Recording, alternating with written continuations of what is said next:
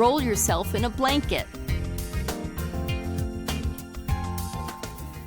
Some dogs sleep in dog houses, but when Chelsea goes to sleep, she rolls herself up nice and cozy in a blanket.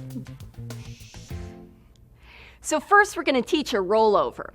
For some behaviors, such as a rollover, it's too hard to get the full behavior on the first try. So we're going to try a concept called shaping, which is the rewarding of approximations of a goal behavior. We're going to try and just get our dog to roll halfway over and flop over on his side. I'm going to start by taking a treat and holding it by his head and moving it around to his shoulder. Hopefully that will get him to flop over on his side. When he does, give him a reward. That's all we're looking for now. From there, help him continue the rollover by moving the treat from his shoulder toward his backbone. Hopefully that'll get him to roll the rest of the way over. And there you have it, his first rollover.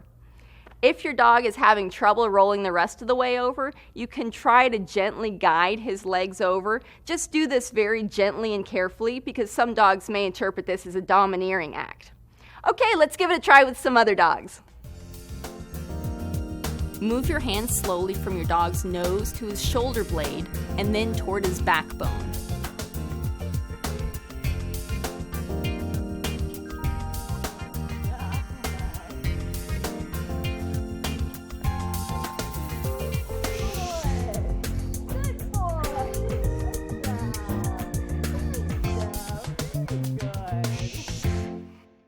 Most dogs have a dominant side, so start by teaching a rollover in the direction your dog seems to prefer. Similar to the soda in the fridge trick, this trick is also a command chain. The dog first learns how to roll over, and later we teach him to hold a corner of the blanket while he rolls over.